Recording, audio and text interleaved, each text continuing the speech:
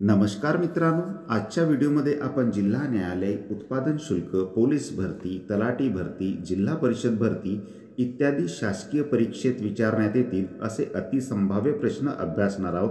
आजचा व्हिडिओ अतिशय महत्त्वाचा आहे, म्हणून शेवटपर्यंत नक्की बघा। असेच महत्त्वपूर्ण आणि अभ्यासपूर्ण व्हिडिओ बघण्यासाठी चॅनलला सबस्क्राइब करून बेल बटन ऑन करून घ्या। माहिती आवडल्यास व्हिडिओला एक लाईक करून हा व्हिडिओ आपल्या मित्रमैत्रिणींना शेअर करा। चला तर आजचा आपला महत्त्वाचा व्हिडिओ सुरू करूया। प्रश्न पहिला, अमर्त्य सेन खालीलपैकी कोणत्या क्षेत्राशी संबंधित आहेत? प्रश्न नीट लक्षात ठेवा मित्रांनो, अमर्त्य सेन खालीलपैकी कोणत्या क्षेत्राशी संबंधित आहेत? आपल्या प्रश्नाचे योग्य उत्तर होणार आहे पर्याय क्रमांक ए, अर्थशास्त्र। अमर्त्य सेन अर्थशास्त्र या क्षेत्राशी संबंधित आहेत। प्रश्न दुसरा, ययाती या कादंबरीचे लेखक कोण आहेत? हा प्रश्न देखील खूपच महत्त्वाचा आहे मित्रांनो, नेहमीसाठी लक्षात ठेवा। ययाती या कादंबरीचे लेखक कोण आहेत? आपल्या प्रश्नाचे बरोबर उत्तर होणार आहे पर्याय क्रमांक डी, वि. स. खांडेकर। ययाती या कादंबरीचे लेखक वि. स. खांडेकर हे आहेत। प्रश्न तिसरा, दी प्रॉब्लेम ऑफ रुपी हा प्रबंध कोणी लिहिला? हा प्रश्न देखील अतिशय महत्त्वाचा आहे मित्रांनो, अनेक स्पर्धा परीक्षामध्ये विचारण्यात आलेला आहे। दी प्रॉब्लेम ऑफ रुपी हा प्रबंध कोणी लिहिला?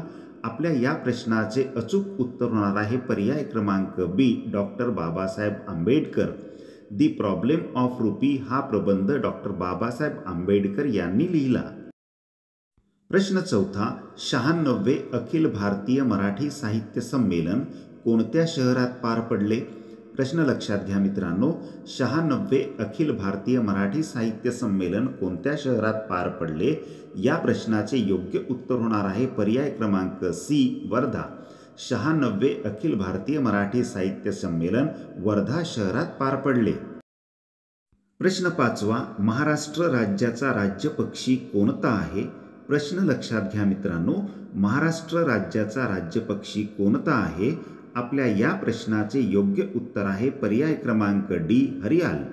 महाराष्ट्र राज्याचा राज्य पक्षी हरियाल आहे। प्रश्न सहावा, महाराष्ट्रात स्थानिक स्वराज्य संस्थांमध्ये महिलांना किती टक्के आरक्षण ठेवण्यात आले आहे? प्रश्न बघा मित्रांनो, महाराष्ट्रात स्थानिक स्वराज्य संस्थांमध्ये महिलांना किती टक्के आरक्षण ठेवण्यात आले आहे? या प्रश्नाचे बरोबर उत्तर आहे पर्याय क्रमांक बी, 50%। महाराष्ट्रात स्थानिक स्वराज्य संस्थांमध्ये महिलांना 50% आरक्षण ठेवण्यात आले आहे।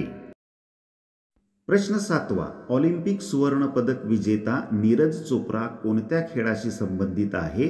प्रश्न नीट लक्षात घ्या मित्रांनो, ऑलिम्पिक सुवर्ण पदक विजेता नीरज चोप्रा कोणत्या खेळाशी संबंधित आहे? या प्रश्नाचे योग्य उत्तर होणार आहे पर्याय क्रमांक ए, भालाफेक। ऑलिम्पिक सुवर्ण पदक विजेता नीरज चोप्रा भालाफेक या खेळाशी संबंधित आहे। प्रश्न आठवा, इंटरनेटच्या माध्यमातून केल्या जाणाऱ्या व्यापाराला काय म्हणतात? प्रश्न नीट लक्षात घ्या मित्रांनो, इंटरनेटच्या माध्यमातून केल्या जाणाऱ्या व्यापाराला काय म्हणतात? या प्रश्नाचे योग्य उत्तर होणार आहे पर्याय क्रमांक बी, ई कॉमर्स। इंटरनेटच्या माध्यमातून केल्या जाणाऱ्या व्यापाराला ई कॉमर्स असे म्हणतात। प्रश्न नववा, पहिली महिला महाराष्ट्र केसरी हा बहुमान कोणी मिळविला? प्रश्न महत्त्वाचा आहे मित्रांनो, पहिली महिला महाराष्ट्र केसरी हा बहुमान कोणी मिळविला? या प्रश्नाचे योग्य उत्तर होणार आहे पर्याय क्रमांक सी, प्रतीक्षा बागडी। पहिली महिला महाराष्ट्र केसरी हा बहुमान प्रतीक्षा बागडी यांनी मिळविला। प्रश्न 10वा, माझे सत्याचे प्रयोग हे आत्मचरित्र कोणाचे आहे? या प्रश्नाचे उत्तर तर सर्वांनाच यायला हवे। माझे सत्याचे प्रयोग हे आत्मचरित्र कोणाचे आहे? आपल्या या प्रश्नाचे योग्य उत्तर आहे पर्याय क्रमांक ए, महात्मा गांधी। माझे सत्याचे प्रयोग हे आत्मचरित्र महात्मा गांधी यांचे आहे। मित्रांनो, एक कळकळीची विनंती आहे, आमच्या चॅनलला सबस्क्राइब करून बेल बटन ऑन करून घ्या। तसेच या व्हिडिओमधली माहिती जर आपल्याला आवडली असेल तर व्हिडिओला लाईक आणि शेअर करायला मात्र विसरू नका।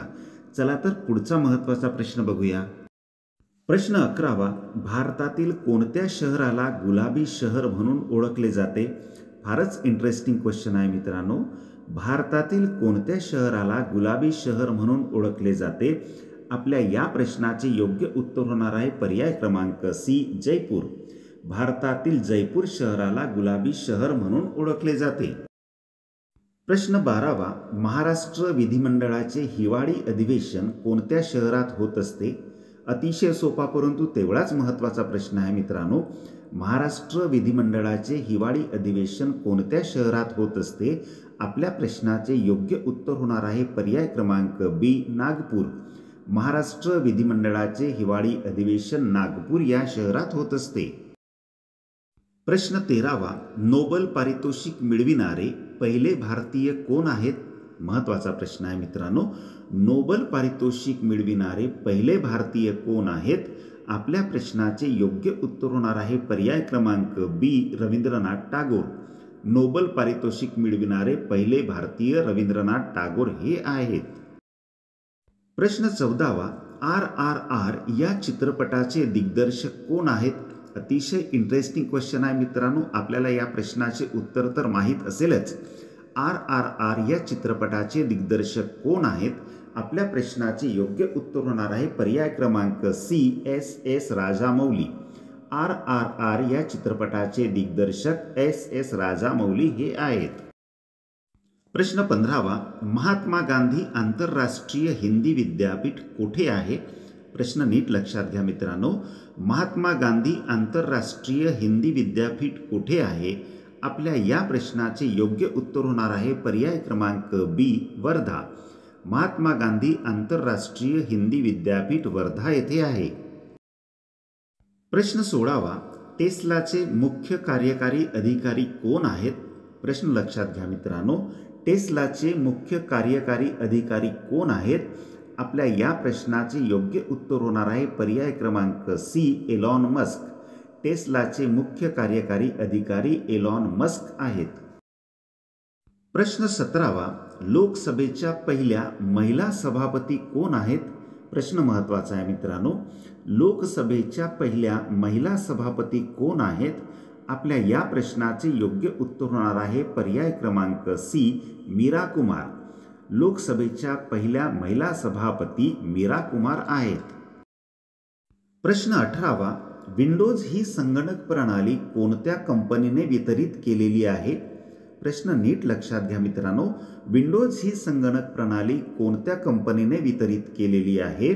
आपल्या या प्रश्नाचे योग्य उत्तर होणार आहे पर्याय क्रमांक ए मायक्रोसॉफ्ट. विंडोज ही संगणक प्रणाली मायक्रोसॉफ्ट या कंपनीने वितरित केलेली आहे. प्रश्न 19वा, महाराष्ट्रात किती वर्षांनी व्याघ्र गणना केली जाते? प्रश्न महत्त्वाचा आहे मित्रांनो. महाराष्ट्रात किती वर्षांनी व्याघ्र गणना केली जाते? आपल्या या प्रश्नाचे योग्य उत्तर होणार आहे पर्याय क्रमांक सी दर 4 वर्षांनी. महाराष्ट्रात दर 4 वर्षांनी व्याघ्र गणना केली जाते. प्रश्न 20वा, भारतातील पहिला व्याघ्र प्रकल्प कोणता आहे? प्रश्न लक्षात घ्या मित्रांनो. भारतातील पहिला व्याघ्र प्रकल्प कोणता आहे? आपल्या या प्रश्नाचे योग्य उत्तर आहे पर्याय क्रमांक ए जिम कॉर्बेट. भारतातील पहिला व्याघ्र प्रकल्प जिम कॉर्बेट हा आहे. मित्रांनो, आजचा व्हिडिओ कसा वाटला प्लीज कॉमेंट्समध्ये नक्की सांगा. आवडला असेल तर लाईक आणि शेअर करा. चॅनलला सबस्क्राईब करून बेल बटन ऑन करून घ्या. व्हिडिओ शेवटपर्यंत बघितल्याबद्दल आपले खूप खूप धन्यवाद.